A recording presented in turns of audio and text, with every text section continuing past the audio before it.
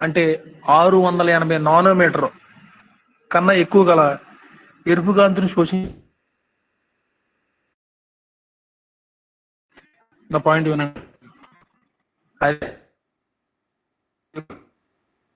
అంటే 680 నానోమీటర్ కన్నా ఎక్కువ ఎరుపు కాంతిని శోషించిన ప్రక్రియ ఫోటోఫాస్ఫోరిలేషన్ జరిగింది. దీనివల్ల ఏంటంటే NADPH సంశ్లేషణ అనేది జరిగింది. దీన్ని పోస్ట్ చేస్తున్నాను, ఒకసారి చూడండి.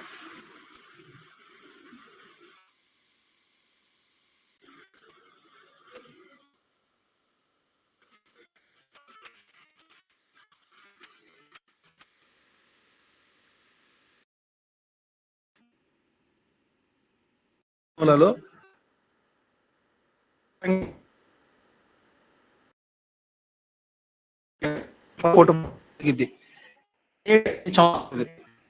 NADPH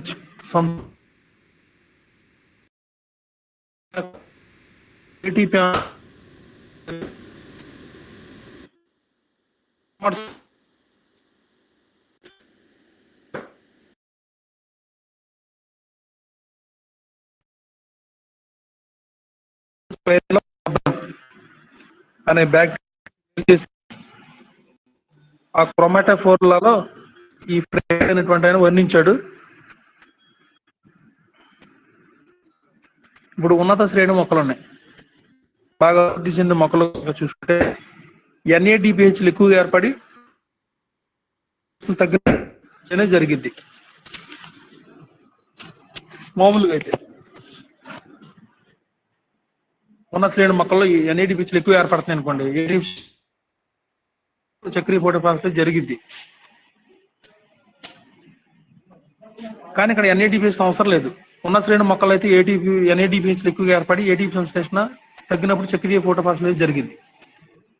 PS1లోని వర్ణద్రవ్యాలు ఒక ఫోటాన్ కాంతిని శోషించినప్పుడు PS1 అంటే ఫోటో సిస్టమ్ 1 అంటారు.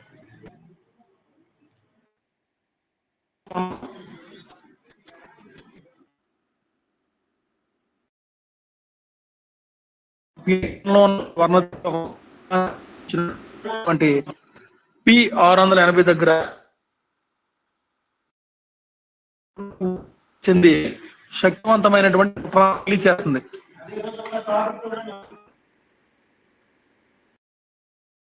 ఎలక్ట్రాన్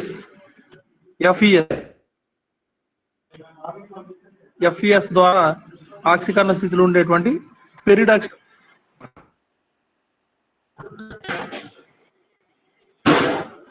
వెళ్తున్నారా?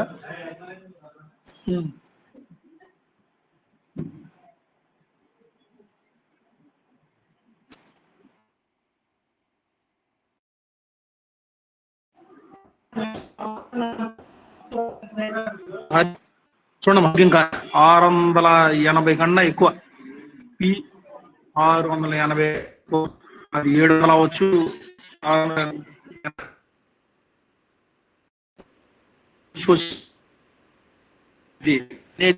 సంబంధం లేకపోతే ATP సంశ్లేషణ జరుగుతుందని రోబర్ట్ అనే బ్యాక్టీరియా ఫ్రెంకెల్ అనేటువంటి ఆయన వర్ణించాడు.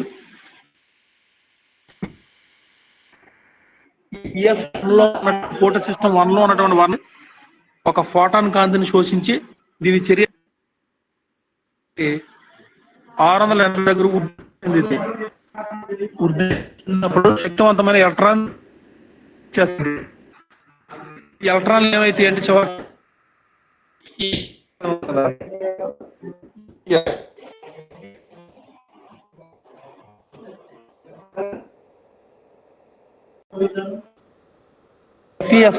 FES అంటే ఇనుము గంధకాల ప్రోటీన్ ద్వారా ఆక్సీకరణ స్థితిలో ఉన్నటువంటి పెరిడాక్సిన్ ఇక్కడ పెరిడాక్సిన్ అనేది క్షయకరణం పొందింది. ఈ NA బదిలీ కాకుండా సైటోక్రోమ్ B6 ద్వారా ఆక్సీకరణ స్థితిలో ఉన్నటువంటి అని చేరద్ది. క్యూ అంటే పాస్ క్వినోన్ వలయము అంటారు. ఈ స్థితిలో అనేది ఆవర్నిక నుంచి 2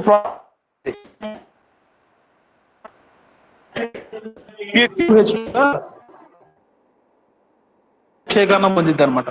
QH2 ఈ పీక్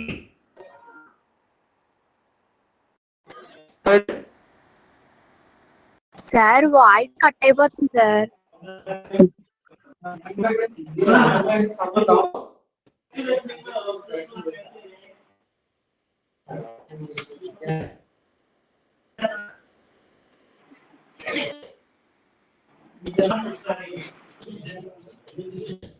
సార్ అసలు ఏమీ అర్థం కావట్లేదు సార్, ఏమి వినిపించట్లేదు కూడా. సిగ్నల్ లేదని బయటకు వస్తున్నాను, మళ్ళీ చెప్తాను.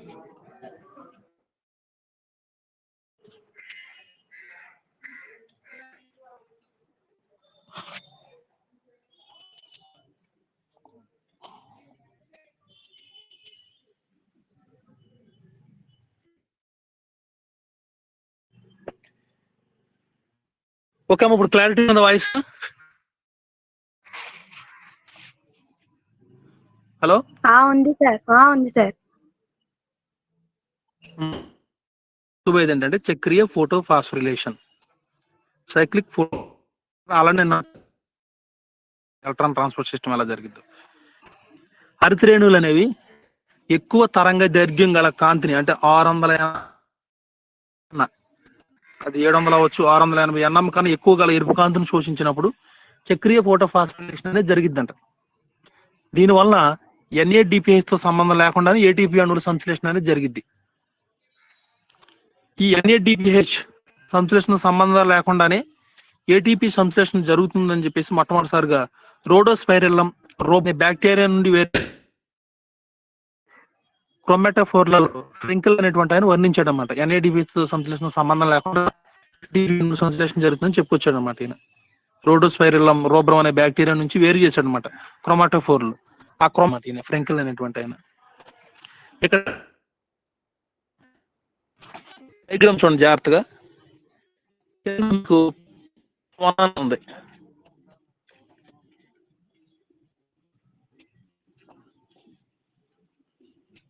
PSO అంటే PS1 అంటే ఫోటో సిస్టమ్ 1 అంటారు, కాంతి. ఇది 680 దగ్గర దాని చర్య కేంద్రకమైనటువంటి 680 దగ్గర ఉద్రిక్త చెంది శక్తివంతమైన ఎలక్ట్రాన్ రిలీజ్ చేస్తాం. అది శక్తివంతమైన ఎలక్ట్రాన్ రిలీజ్ 680 అంతకన్నా ఎక్కువ అన్నాడు కదా, అది 680 అలాగా. ఇది 680 దగ్గర ఉద్రిక్త చెంది శక్తివంతమైన ఎలక్ట్రాన్ రిలీజ్ చేసింది. ఎలక్ట్రాన్ రిలీజ్ చేసి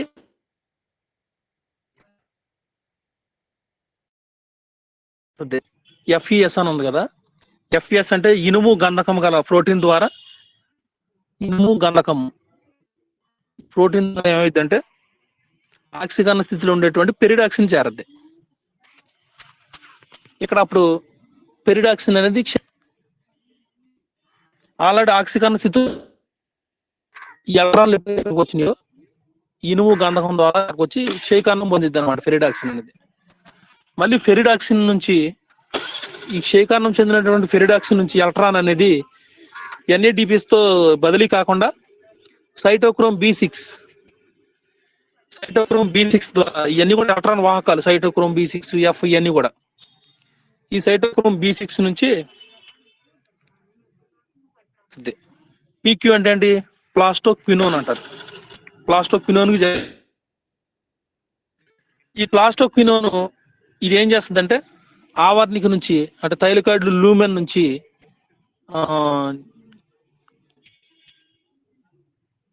2 ప్రోటాన్లు గ్రహిస్తుంది, 2H+. ఇక్కడ ప్రోటాన్లను గ్రహిస్తుంది. గ్రహించడం వల్ల ఏమైందంటే అది PQH2, 2 ప్రోటాన్లు గ్రహించి PQH2గా క్షయకరణం పొందిద్ది. PQH2, PQ అంటే ప్లాస్టోక్వినోన్ హైడ్రో వలయం అంటారు కదా, ఆ విధంగా క్షయకరణం పొందిద్ది. ఈ PQH2 నుండి మళ్ళీ ఎలక్ట్రాన్లు అనేవి సైటోక్రోమ్ F కు బదిలీ అవుతాయి అన్నమాట. సైటోక్రోమ్ F నుండి ఎలక్ట్రాన్లు F కు బదిలీ అవుతాయి.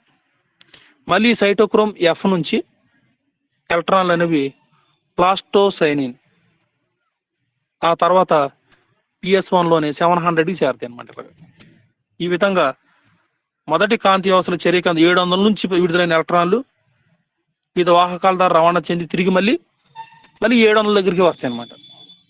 కాబట్టి ఈ విధమైన ఎలక్ట్రాన్ రవాణాన్ని చక్రీయ ఎలక్ట్రాన్ ప్రవాహం అని చెప్పేసి అంటామంట. సైక్లిక్ ఎలక్ట్రాన్ ఫ్లో అని చెప్పేసి అంటాం. ఇదమ్మా.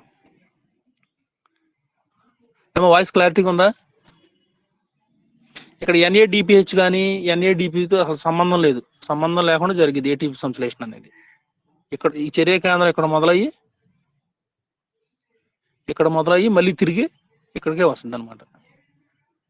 ఈ చర్య PS1లో ఉన్నటువంటి ఎలక్ట్రాన్ ఉద్రిక్త చెంది ఇనుము గంధకం ద్వారా పెరిడాక్సిన్ చేరద్ది. పెరిడాక్సిన్ అప్పుడు వారికి ఆక్సికరణ స్థితిలో ఉంటుంది. తర్వాత ఇది ఎప్పుడైతే ఈ ఇనుము గంధకం ద్వారా ఎలక్ట్రాన్లు వచ్చినాయో ఇక్కడ క్షయకరణం పొందితే ఇది NADP ద్వారా కాకుండా మళ్ళీ సైటోక్రోమ్ B6 ద్వారా PQని చేరతాయి. PQ ఏం చేస్తుంది? పాస్టోక్వినోన్ అంటారు అనమాట. ఇది ఆవరణకు నుంచి 2 ప్రోటాన్లు గ్రహిస్తుంది. 2 ప్రోటాన్లు గ్రహించి PQH2గా క్షయకరణం పొందిద్ది. దీని నుంచి ప్రోటాన్లు అనేవి థైలాకాయిడ్ ల్యూమెన్ లోకి రిలీజ్ అవుతాయి. అప్పుడు ఏమైందంటే సైటోక్రోమ్ F నుండి ఎలక్ట్రాన్లు ప్లాస్టోసైనిన్ చేరతాయి. తర్వాత ఇక్కడ PS1 ఇక్కడ 700 ఉంది కదా, ఈ 700 నుండి వివిధ వాహకాల ద్వారా రవాణా చెంది మళ్ళీ తిరిగి ఈ 700కి చేరద్ది. ఈ విధంగా లైఫ్ సైకిల్ ఒక విధానంలో వెళ్తుంది. కాబట్టి దీన్నే ఈ రవాణాన్ని మనం చక్రీయ ఎలక్ట్రాన్ ప్రవాహం అని చెప్పేసి అంటాం. సైక్లిక్ ఎలక్ట్రాన్ ఫ్లో అంటారు. ఇక్కడ మీరు గుర్తుపెట్టుకోవాల్సిన విషయం ఏంటంటే ఇక్కడ PS1 మాత్రమే పాల్గొంటుంది. ఫోటో సిస్టమ్ 1 ఒకటే మాత్రమే ఉంది. PS2 లేదు అసలు. అందువల్ల నీటి నుంచి ఆక్సిజన్ రిలీజ్ కాదు.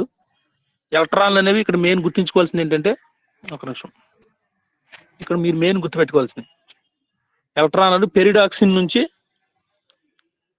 సైటోక్రోమ్ B6కి,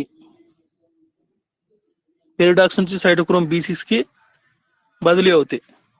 ఇక్కడ NADPH అనేది ఉత్పన్నం కాదు. NADPH అనేది సైటోక్రోమ్ B6 నుంచి ప్లాస్టోక్వినోన్కి వెళ్ళద్ది. మళ్ళీ సైటోక్రోమ్ ద్వారా ప్లాస్టోసైనిన్కి చేరతాయి.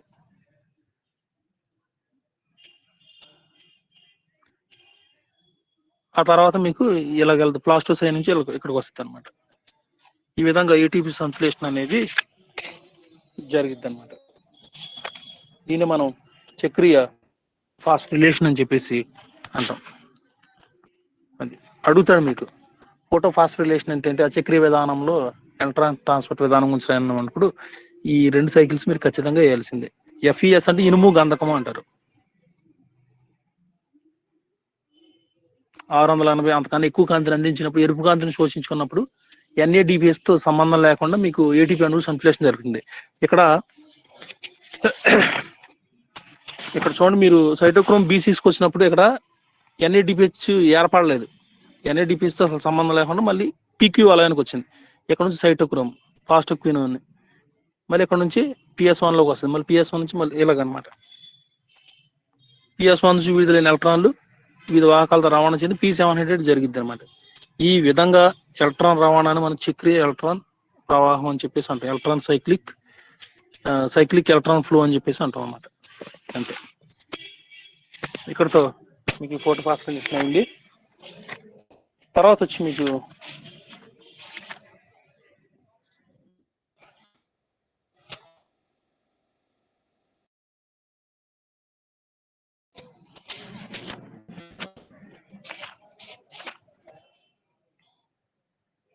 కాంతి శ్వాసక్రియ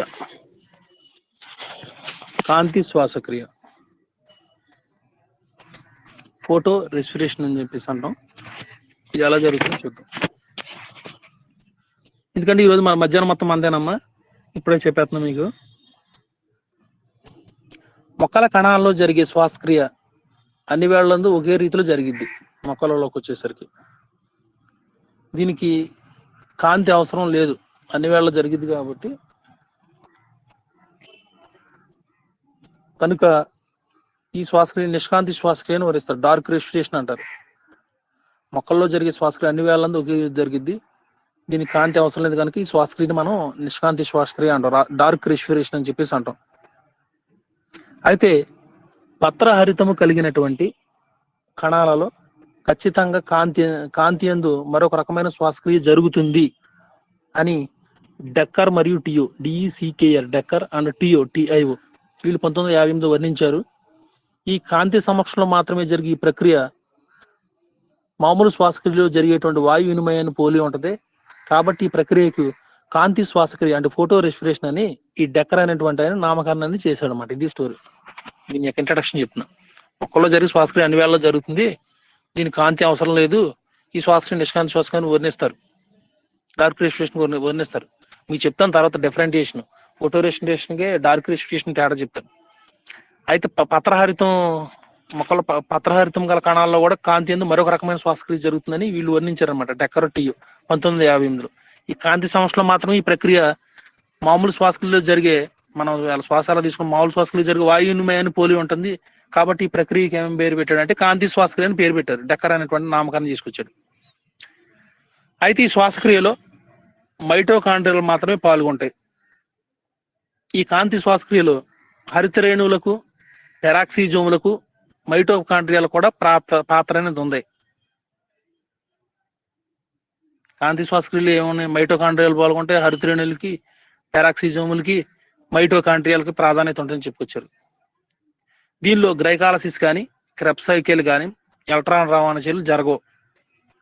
కాంతి శ్వాసక్రియ అనేది మామూలు శ్వాసక్రియ లాగానే ఆక్సిజన్ చేత మరింత ఉత్తేజం చెందిద్ది, మామూలు శ్వాసక్రియ లాగానే. అంటే నిష్కాంతి శ్వాసక్రియ ఉందనుకో, డార్క్ రెస్పిరేషన్, 1% ఆక్సిజన్ గాఢత వద్ద సంతృప్తి చెందిద్ది. కానీ కాంతి శ్వాసక్రియ రేట్ అనేది ఆక్సిజన్ గాఢత 2% నుంచి 20% వరకు పెరిగిన కొద్దీ ఎక్కువ వద్దు అనమాట. అందువలన అధిక ఆక్సిజన్ గాఢత వద్ద C3 మొక్కలలో కిరణజన్య సమీకృతి ప్రమాణం తగ్గిద్ది. అంటే దీన్ని మనం వార్బర్గ్ ఎఫెక్ట్ అని చెప్పేసి అంటాం. సో ఇక ఎంత మనకు అవసరం లేదు కాబట్టి మెయిన్ ఏంటంటే మొక్కలకు కొన కాంతి అవసరం లేదు కాబట్టి నిష్కాంతి శ్వాసక్రియ అంటారు. పత్రహరితం గల కణాలు మాత్రం ఖచ్చితంగా కాంతి యందు మరొక రకమైన శ్వాసక్రియ జరుగుతుందని వీళ్ళు చెప్పుకొచ్చారు. ఇది మామూలు శ్వాసక్రియ లాగానే ఉంటుంది, ఆ వాయు వినిమయాన్ని పోలి ఉంటుంది కాబట్టి దీన్ని కాంతి శ్వాసక్రియ నామకరణం చేసుకొచ్చారు. ఈ శ్వాసక్రియలు ఖచ్చితంగా మైటోకాండ్రియాలు, హరిత రేణువులు, పెరాక్సిజోములు, మైటోకాండ్రియాలు మాత్రం ముఖ్యమైన పాత్ర ఉంది. గ్లైకాలసిస్ కానీ, క్రెబ్స్ సైకిల్ కానీ, ఎలక్ట్రాన్ రవాణా చర్యలు జరగవు. నిష్కాంతి శ్వాసక్రియ మాత్రం 1% ఆక్సిజన్ గాఢత వద్ద సంతృప్తి చెందిద్ది. కానీ కాంతి శ్వాసక్రియ రేటు మాత్రం ఆక్సిజన్ గాఢత 2% నుంచి 20% వరకు పెరుగుతూ కొద్దీ ఎక్కువ అవుతూ ఉంటుంది అన్నమాట. అది అయితే కాంతి శ్వాసక్రియలు జరిగే రసాయన చర్యలు ఎలా ఉంటుంది అన్నది ఆ సైకిల్ మీకు ఇప్పుడు పెడుతున్నాను, ఒకసారి చూడండి.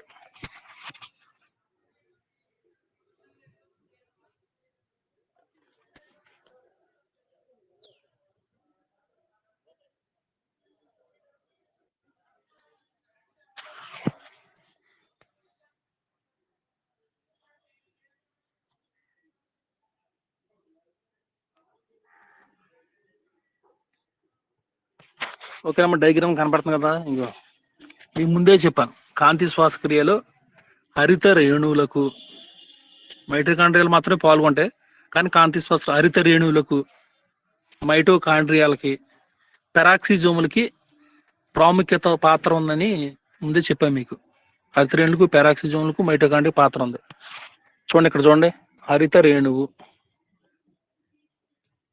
ఇది హరిత రేణువు అనుకోండి. ఈ రౌండ్, ఈ సర్కిల్ మొత్తం హరిత రేణువు, ఇదంతా కూడా పెరాక్సిజోమ్స్ కింద రాశారు చూడండి. ఇది మైటోకాండ్రియా. మూడిట్లోనూ జరిగిద్ది, మూడిట్లకి పాత్ర ఉందన్నమాట.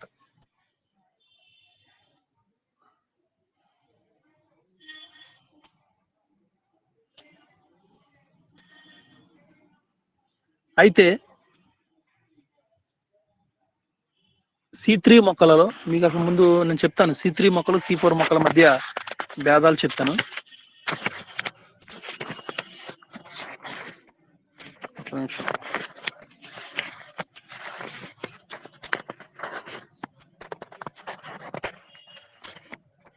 C3, C4 మొక్కల భేదాలు ఏంటంటే ఆ టాపిక్ వచ్చినప్పుడు వస్తుంది, కానీ రఫ్ గా చెప్తున్నాను.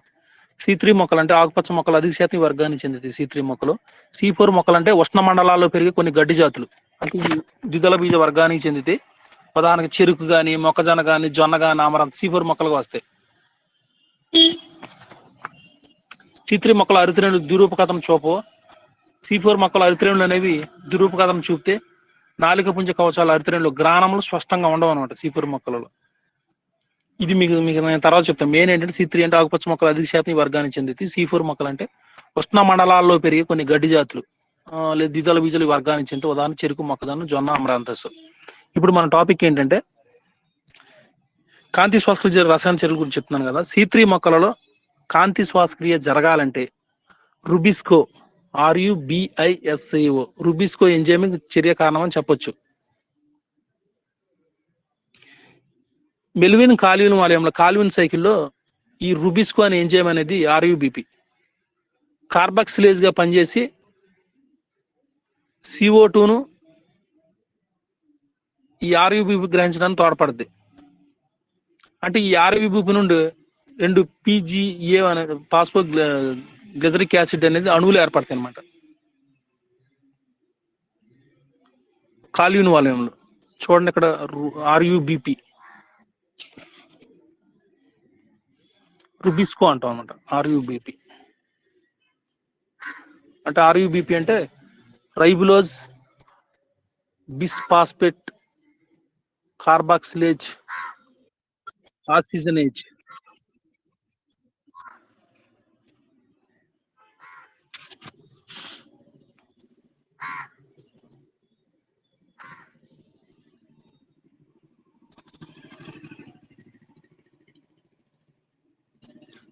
C3 మొక్కల్లో కాంతి శ్వాసక్రియ జరగడానికి ఈ రుబిస్కో ఎంజైమ్ అనే చర్య కారణం అని చెప్పొచ్చు. రుబిస్కో అంటే ఒకటి గుర్తుపెట్టుకున్నామా, రైబులోజ్ బిస్ఫాస్ఫేట్ కార్బాక్సిలేజ్ ఆక్సిజనేజ్, మొత్తం కలిపి మనం రుబిస్కో అని చెప్పేసి అంటాం. ఇది ఏం చేస్తుందంటే కాల్విన్ వలయంలో ఈ RUBP నుండి ఈ ఎంజైమ్ అనేది RUBP కాల్విన్ వలయంలో కార్బాక్సిలేజ్ గా పనిచేస్తుంది. కార్బాక్సిలేజ్ ఇది CO2ని RUBP గ్రహించడంలో తోడ్పడుద్ది. అంటే ఇప్పుడు ఈ RUBP నుంచి PGA అణువులు ఏర్పడతాయి.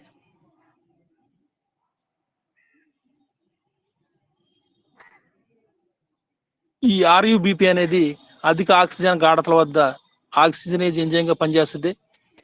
దీని ప్రభావం వల్ల ఏం జరిగింది అంటే ఈ RUBP ఆక్సీకరణం చెంది 2-పాస్ఫో గ్లైకాలిక్ ఆమ్లం, రెండోది వచ్చి 3-పాస్ఫో గ్లిజరిక్ ఆమ్లం 3PGA ఏర్పడతాయి. జాగ్రత్తగా వినండమ్మా. C3 మొక్కలలో కాంతి శ్వాసక్రియ జరగడానికి రుబిస్కో ఎంజైమ్ అనేది RUBP అంటే రుబిస్కో అంటే రైబులోజ్ బిస్ఫాస్ఫేట్ కార్బాక్సిలేజ్ ఆక్సిజనేజ్. ఈ ఎంజైమ్ ఏం చేస్తుంది అంటే కార్బాక్సిలేజ్ గా పనిచేస్తుంది. అంటే CO2ని గ్రహించడంలో తోడ్పడుతుంది. చెప్తాను దాని నుంచి. CO2ని ఇది ఏం చేస్తుంది అంటే RUBP నుండి PG అణువులు ఏర్పడతాయి. PG అంటే ఏంటి, పాస్ఫో గ్లిజరిక్ ఆమ్లం అని చెప్పేసి అంటాం. PG అణువులు ఏర్పడతాయి. ఇదే ఎంజైమ్ ఏం చేస్తుందంటే ఈ రుబిస్కో ఎంజైమ్ CO2 గాఢత అధిక ఆక్సిజన్ గాఢతల వద్ద ఈ RUBP అనేది ఆక్సిజనేజ్ ఎంజైమ్ గా పనిచేస్తుంది. CO2 గాఢత దగ్గర కానీ ఆక్సిజన్ గాఢత దగ్గర. దీని ప్రభావం వలన ఏమైందంటే ఈ ఆక్సిజన్ గాఢతల దగ్గర కానీ వాటి దగ్గర పనిచేస్తుంది. దీని ప్రభావం వలన ఏం జరిగిద్ది అంటే RUBP అనేది ఆక్సీకరణం చెంది 2-పాస్ఫో గ్లైకాలిక్ ఆమ్లం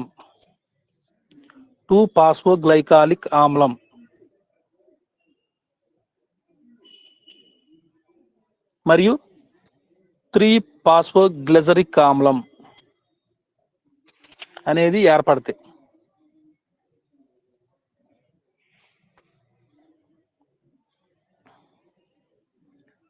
ఈ 2-పాస్ఫో గ్లైకాలిక్ ఆమ్లం అనేది ఆక్సీకరణ చర్యకు లోనయ్యి CO2ను ఉత్పత్తి చేస్తుంది. ఈ CO2ని ఉత్పత్తి చేయడాన్ని కాంతి శ్వాసక్రియ అంటారు. ఈ C3 మొక్కలలో ఈ రుబిస్కో ఎంజైమ్ ఉండటం వల్లనే కాంతి శ్వాసక్రియ ఎక్కువ వేగంగా జరిగిద్ది. C4 మొక్కలు అయితే జరగదు కాంతి శ్వాసక్రియ. నేను చెప్తాను, ఇది రఫ్గా చెప్తున్నాను మీకు. ఇది కాంతి శ్వాసక్రియ రసాయన C3 ఎలా జరిగి చెప్తాను. మామూలుగా ఇది నీకు ఇంట్రడక్షన్ చెప్తున్నాను. మామూలుగా అయితే ఇది C3 మొక్కలలోకి వచ్చేసరికి ఈ రుబిస్కో నుంచే CO2ని గ్రహించడం కానీ ఆక్సిజన్ గ్రహించడం కానీ తక్కువ CO2 గాఢత అధిక ఆక్సిజన్ గాఢత RUBP ఆక్సిజనేజ్ ఎంజైమ్గా పనిచేస్తుంది. దీని నుంచి ఏమవుతుందంటే 2-పాస్ఫో గ్లైకాలిక్ ఆమ్లం 3-పాస్ఫో గ్లైజరిక్ ఆమ్లం ఏర్పడుతుంది.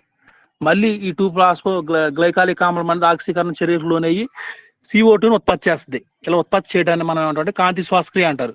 ఏది ఏమని C3 మొక్కలు ఏంటంటే ఈ రుబిస్కో ఎంజైమ్ వల్లనే ఈ మొక్కల్లో కాంతి శ్వాసక్రియ వేగం ఎక్కువగా జరిగిద్ది. కానీ C4 మొక్కల్లోకి వచ్చేసరికి అలా కాదు. నాలికా పుంజ కవచాల్లో ఉంటుంది. నాలికా పుంజ కవచాలలో వాస్కులర్ బండిల్స్ లో ఉంటుంది అనమాట C4 మొక్కల్లోకి వచ్చేసరికి. అంటే వాతావరణం నుంచి గ్రహించిన CO2ని నాలికా పుంజ కవచాలకు రవాణా చేయబడుద్ది. ఈ నాలికా పుంజ C4 మొక్కల్లోకి వచ్చేసరికి ఈ నాలికా పుంజ కవచాల్లోకి వచ్చేసరికి CO2 అనేది అధిక గాఢతలు ఉండటం వల్ల ఈ రుబిస్కో ఎంజైమ్ అనేది కార్బాక్స్ చర్యల్లో మాత్రమే పాల్గొంటుంది. కాబట్టి C4 మొక్కలు కాంతి శ్వాసక్రియ అనేది జరగదు. అది ఇంట్రడక్షన్. ఇప్పుడు కాంతి శ్వాస రసాయన చర్యలు ఎలా జరిగి చూద్దాం. ఇప్పుడు అసలు టాపిక్ లో వచ్చాం. C4 మొక్కల్లోనే జరిగిద్దమ్మా. C4 మొక్కలలో కాంతి శ్వాసక్రియ అనేది జరగద్దు.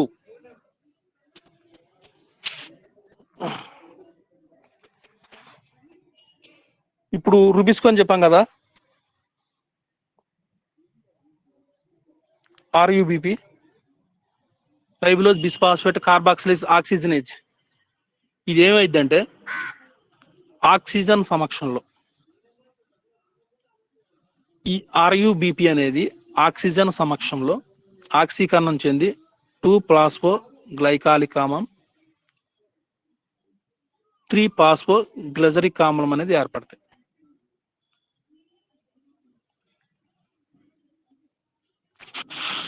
మళ్ళీ ఇప్పుడు ఈ 2-పాస్ఫో గ్లైకాలిక్ ఆమ్లం నుంచి పాస్పేట్ అనేది తొలగిపోయి గ్లైకాలిక్ ఆమ్లం అనేది ఏర్పడుతుంది. ఈ చర్య అంతా జరగాలంటే పాస్పోటేజ్ అనే ఎంజైమ్ అనేది తోడ్పడతాయి. ఫస్ట్ పాయింట్ మళ్ళీ చెప్తానమ్మా.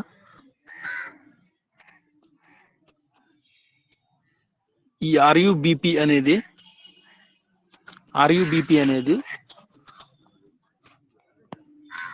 ఆ ఎంజైమ్ అనేది ఆక్సిజన్ సమక్షంలో ఆక్సీకరణం చెంది RUBP అనేది 2-పాస్ఫో గ్లైకాలిక్ ఆమ్లం 3-పాస్ఫో గ్లైజరిక్ ఆమ్లం అనేది ఏర్పడతాయి. హరిత రేణువులు ఏర్పడతాయి. ఇక్కడ మనకి చూడండి, ఇక్కడ హరిత రేణువు ఉంది. ఇప్పుడు అంతా కూడా మనం హరిత రేణువు గురించి మాట్లాడదాం. ఇప్పుడు ఈ 2-పాస్ఫో గ్లైకాలిక్ ఆమ్లం నుంచి పాస్పేట్ పోద్ది. ఇక్కడ పోయి ఇక్కడ ఏమొస్తుంది, గ్లైకాలిక్ ఆమ్లం అనేది ఏర్పడుతుంది. ఈ చర్య అంతా కూడా జరగాలంటే పాస్పటేజ్ అనే ఎంజైమ్ అని తోడ్పడుతుంది. ఇంతవరకు అర్థమైందిగా. ఇప్పుడు దీన్ని అరేంజ్ చేస్తున్నాను. ఇప్పుడు గ్లైకాలిక్ ఆమ్లం అనేది ఏర్పడింది, పాస్పేట్ పోయి. ఈ గ్లైకాలిక్ ఆమ్లం అనేది కాంతి శ్వాస క్రియాధార పదార్థంగా ఉంటుంది. ఈ గ్లైకాలిక్ ఆమ్లం అనేది యారో మార్కేసారు చూడండి, ఎక్కడికి వచ్చింది, పెరాక్సిజోములు అనబడే కణాంగాలకు రావడం. అది యారో మార్క్ చూడండి ఎలాగ వచ్చింది, ఈ పెరాక్సిజోమ్లోకి వచ్చింది. ఈ రౌండ్ సర్కిల్ ఉన్నది మన పెరాక్సిజోమ్స్ అంటాం. ఇక్కడ నుంచి యారో మార్క్ చూడండి ఎలా అయింది, ఇక్కడికి వచ్చింది. పెరాక్సిజోములు అనేటువంటి కణాంగాలకు రవాణా అయితే ఈ పెరాక్సిజోములు అనేవి హరిత కణజాలం మాత్రం ఉండి హరితరేణువులకు దగ్గరగా ఉంటాయి. చూడండి ఇక్కడ హరితరేణువు ఇది, ఈ పెరాక్సిజోమ్స్ దగ్గరగానే ఉన్నాయి కదా, దగ్గరగా ఉంటాయి. ఇప్పుడు ఈ పెరాక్సిజోమ్లో ఏముంది, గ్లైకాలిక్ ఆమ్లం ఇక్కడికి వచ్చింది. ఈ గ్లైకాలిక్ ఆమ్లం ఏం చేస్తుందంటే ఆక్సీకరణం అయ్యి గ్లయాక్సిలిక్ నేర మార్చండి, గ్లయాక్సిలిక్ ఆమ్లం ఏర్పడుద్ది. ఈ చర్య అంతా కూడా జరగాలంటే దీనికి గ్లైకాలిక్ ఆమ్ల ఆక్సిడేజ్,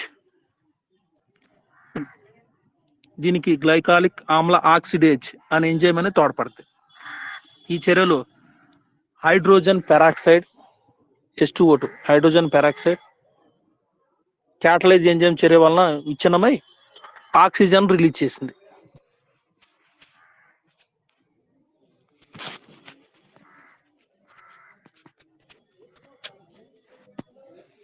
ఇక్కడ నుంచి ఇదిగోమ్మా, ఇక్కడ నుంచి గ్లైకాలిక్ ఆమ్లం ఇక్కడికి వచ్చింది, గ్లయాక్సిలిక్ ఆమ్లంగా మారింది. ఈ గ్లయాక్సిలిక్ ఆమ్లంగా మారడానికి గ్లైకాలిక్ ఆమ్ల ఆక్సిడేజ్ అనే ఎంజైమ్ తోడ్పడింది. ఈ చర్యలు ఏర్పడిన చివరికి H2O2 హైడ్రోజన్ పెరాక్సైడ్ తర్వాత క్యాటలైజ్ ఎంజైమ్ చర్య వలన ఏంటంటే విచ్ఛిన్నమైనటువంటి ఆక్సిజన్ అనేది రిలీజ్ అయింది. దాన్ని పక్కన పెట్టాను. Third step. ఫోర్త్ స్టెప్ వచ్చేసరికి ఈ గ్లయాక్సిలిక్ ఆమ్లం నుంచి ట్రాన్స్ అమేషన్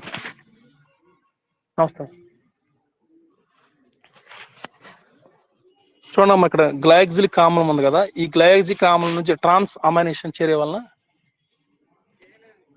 గ్లైసిన్ ఏర్పడుతుంది. ఓకే ఓకే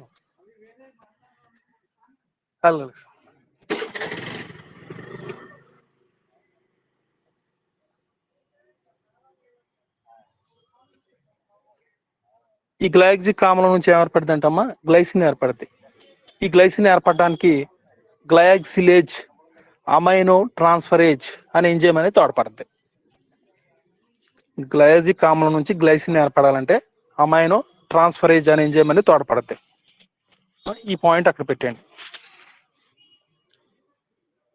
గ్లైసిన్ ఏర్పడింది. ఈ గ్లైసిన్ పెరాక్సిజోమ్లో ఏర్పడిన గ్లైసిన్ మళ్ళీ ఎక్కడికి వచ్చింది? ఇక్కడ నుంచి మళ్ళీ మైటోకాండ్రియాలోకి వచ్చింది. ఇది మైటోకాండ్రియాలోకి వచ్చింది. ఇప్పుడు మైటోకాండ్రియాలో ఏం జరిగిద్ది అంటే ఈ గ్లైసిన్ అనేది రెండు గ్లైసిన్ అణువులు కలిసి ఒక సెరైన్ ని ఏర్పరిచింది.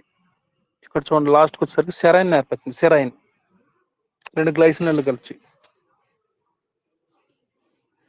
ఇక్కడ మనకేమో రిలీజ్ అయ్యింది అంటే CO2 కాంతి శ్వాసక్రియ విడుదలయ్యేటువంటి CO2 అనేది పై చర్యల వల్ల ఏర్పడుతుంది. ఇక్కడ విడుదలైనటువంటి NH3 ఉంది కదా, NH3 ఇది తిరిగి అమైనో ఆమ్లాలు ఏర్పడటం వల్ల మరలా గ్లైసిన్ అనేది ఏర్పడతానే ఉంటుంది అనమాట.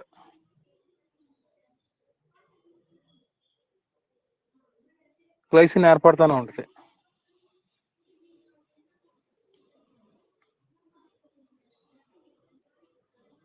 చూడండి, ఏరో మార్క్స్ వేసాడు కదా, గ్లైసిన్ ఏర్పడుతూనే ఉంటుంది. ఇప్పుడు ఈ మైటోకాండ్రియాలో ఏర్పడింది, సెరైన్ అనేది ఏర్పడింది కదా, ఈ సెరైన్ అనేది మళ్ళీ పెరాక్సిజోమ్లో ప్రవేశిస్తుంది. ఇక్కడ నుంచి ఎలా వేసాడు చూడండి, ఏరో మార్కు కెరా వచ్చింది. దీని నుండి హైడ్రాక్సీ పైరువిక్ ఆమ్లం ఏరో మార్క్ పైకి వేసాడు చూడండి, హైడ్రాక్సీ పైరువిక్ ఆమ్లం తర్వాత వచ్చేసరికి ఇక్కడ హైడ్రాక్సీ పైరువిక్ ఆమ్లం నుంచి మళ్ళీ గ్లజరిక్ ఆమ్లం అనేది ఏర్పడుతుంది. ఈ గ్లజరిక్ ఆమ్లం మళ్ళీ దేంట్లోకి వెళ్ళద్ది? హరిత రేణువులోకి వెళ్ళద్ది అనమాట. ఈ గ్లజరిక్ ఆమ్లం నుంచి ATP నుండి ఫాస్ఫేట్ బదిలీ చేయబడి ఇక్కడ ఏర్పడుతుంది? PG అనేది ఏర్పడుతుంది అనమాట. ఫాస్ఫేట్ బదిలీ చేయబడుతుంది గ్లజరిక్ ఆమ్లం నుంచి. ఇదంతా కూడా గ్లజరేట్ కైనేజ్ అనే ఎంజైమ్ తోడ్పడుతుంది. ఈ PG ఏం చేస్తుంది అంటే ఈ కెల్విన్ వాల్యూమ్లో పాల్గొని కార్బోహైడ్రేట్ల సంశ్లేషణలో తోడ్పడతాం. ఈ విధంగా పిండి పదార్థాన్ని తయారు చేసుకుంటాయి. అర్థమైందమ్మా? 3 పద్ధతిలో జరిగిద్ది. లైన్ లో ఉన్నారు ఎందుకే? హలో, అర్థమైందమ్మా? బొమ్మ కనపడుతుందా? హలో, బొమ్మ కనపడిందమ్మా?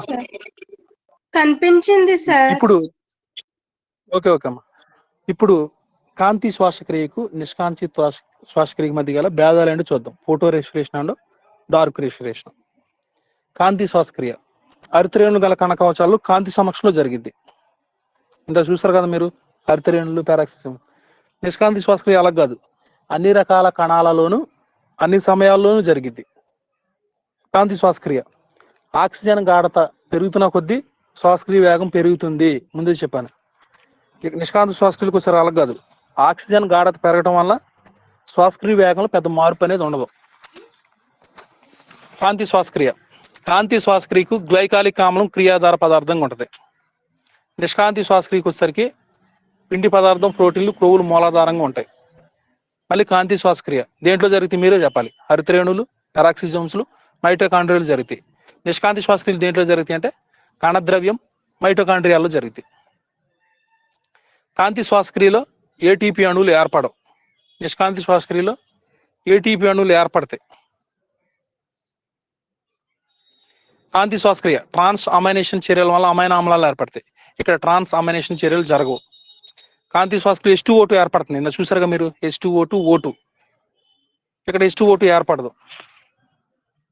అంటే ఇక కాంతి శ్వాసక్రియ C3 మొక్కల్లో అధికంగా ఉంటుంది, C4 మొక్కల్లో అతి తక్కువగా ఉంటుంది అనమాట. నిష్కాంతి శ్వాసక్రియ రేటు C3 మొక్కల్లోనూ C4 మొక్కల్లో సమానంగా జరిగిద్ది అనమాట. అది differentiation between photo respiration and dark respiration. రేపొద్దున మీకు ఇంకా సైకిల్స్ గురించి చెప్తాను. కాల్విన్ సైకిల్ కానీ ఏదైనా చెప్తాను. హర్ట్స్లాక్ పేత్వే అని అది చెప్తాను. అయితే కర్బన పదార్థాల స్థానాంతరణ గురించి సైకిల్స్ కొంచెం అర్థం చేసుకోండి అమ్మా. మనకు బోర్డు ఉంటే కొంచెం ఇంకా బాగా చెప్పుకుంటే అవకాశం ఉంటుంది. ట్రాన్స్లోకేషన్ ఆఫ్ ఆర్గానిక్ సొల్యూట్స్, కర్బన ద్రావితాల స్థానాంతరం ఎలా జరిగింది చెప్తాం. ఇక్కడితో మీకు ఈ పేపర్ అయిపోద్ది. ఫోటోఫాస్ఫిలేషన్ మాత్రం బాగా చదవండి అమ్మా. అచక్రీయ విధానం, ఎలక్ట్రాన్ ట్రాన్స్పోర్ట్ విధానం, సైకిల్స్ ఏదో ఒకటి ఇస్తాడు. క్రెప్ సైకిల్స్, గ్లైకాలసిస్, ఇంకా చాలా ఉన్నాయి. రోజుకు సైకిల్ చెప్పుకుందాం. లాస్ట్ లెసన్ చాలా ఈజీ అమ్మా. మీకు గ్రోత్ అండ్ డెవలప్మెంట్, పెరుగుదల, అభివృద్ధి. మనకి మొక్కల్లో రెగ్యులేటరీ గ్రోత్ సబ్స్టాన్సెస్ ఉన్నాయి కదా, ఆక్సిన్లు, జిబ్బరెన్లు, సైటోకిన్స్. ఒక క్వశ్చన్ చెప్తే చాలు, 8 క్వశ్చన్లు వచ్చేస్తాయి దాంట్లో. అది చెప్తాను, రేపు స్టార్ట్ చేస్తాను. ఇందులో ఇంకా లిపిడ్, మెటబాలిజం, సైకిల్స్ అన్ని కూడా సైకిల్స్. అది ఒకసారి చూసుకోండి. అది అందరు ఫీజు కట్టేశారుగా ఆల్మోస్ట్.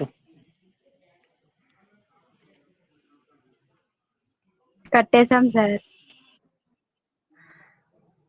సరే ఉంటానమ్మా. మరి మధ్యాహ్నం క్లాస్ తీసుకొని ఇంకా ఆల్మోస్ట్ ఇప్పుడు అన్ని మీకు చెప్పేశాను సార్. ఇప్పుడు టీచ్ మీట్ లో జాయిన్ అవడానికి ఐడి కావాలా సార్? లేదమ్మా, నేను లింక్ పెడతాను మళ్ళీ ఒకసారి. నేను లింక్ పెడతాను. ఆ లింక్ లో మీరు యాడ్ అయ్యి యాప్ డౌన్లోడ్ చేసుకోవాలి. చేసినప్పుడు నాకు రిక్వెస్ట్ వస్తుంది. నేను ఇక్కడ యాడ్ చేసుకున్నాను అనుకో, నేను క్లాస్ ఓపెన్ చేయడం కానీ మీకు మెసేజ్లు వస్తున్నాయి కదా, ఆ రూపంలో మీకు వస్తాయి.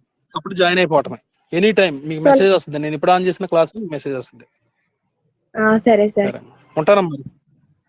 సరే సార్.